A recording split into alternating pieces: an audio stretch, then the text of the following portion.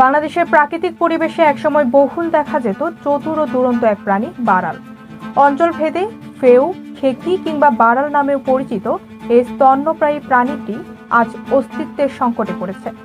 অতীতে গ্রামীণ জনপদের ধানক্ষেত, বনজ এলাকা ও উপকূলীয় অঞ্চলে বারালের সরব উপস্থিতি ছিল, কিন্তু বনাঞ্চল ধ্বংস, খাদ্য সংকট এবং মানুষের প্রতিকূল আচরণের ফলে প্রাণীটি এখন দুর্লভ হয়ে উঠেছে। সম্প্রতি নওগাঁ জেলার বদলগাছি উপজেলার বিভিন্ন গ্রামে গিয়ে গবেষক ও প্রাণীপ্রেমীরা এই বিপন্ন প্রাণীটির উপস্থিতি নতুন সন্ধান পেয়েছেন। রাতের আধারে গর্ত থেকে বেরিয়ে খাদ্যের সন্ধানে ছুটে চলা এক বা একাধিক বারালের দেখা মেলে এই এলাকায়। বারাল তার চতুরতা, বুদ্ধিমত্তা ও বুনো আচরণে বিশেষভাবে পরিচিত। এরা পাকা ফল যেমন গাব, জাম, কাঁঠাল বা কলা খায়, আবার সুযোগ বুঝে গৃহস্থ বাড়ির হাঁস মুরগিও ধরে। পাখি, ব্যাঙ, ইঁদুর, নির্বিষ সাপ, এমনকি কাঁকড়াও এদের খাদ্য তালিকায় রয়েছে। অন্যান্য এক শিকার প্রিয়তা রয়েছে তাদের মধ্যে।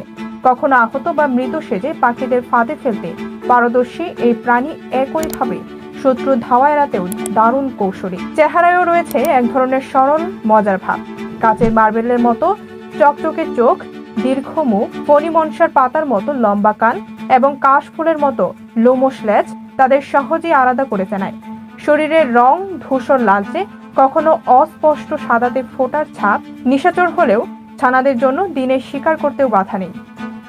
বারাল দেখা এখন দুর্লভ হলেও বদলগাছিতে পাওয়া এই কিছু নমুনা প্রাণী আমাদের আশার আলো দেখায়। সময় মতো ব্যবস্থা না নিলে এ প্রাণীটিও হারিয়ে যাবে চিরতরের মতো। প্রয়োজন সুরক্ষিত আবাসস্থল, মানুষের সচেতনতা ও সংরক্ষণে কার্যকর উদ্যোগ। ঈশপের গল্পের সেই চতুর শিয়াল আজ বাস্তবেও টিকে থাকুক আমাদের প্রকৃতিতে, আমাদের গল্পে। ডেস্ক রিপোর্ট, খবরের দেশ।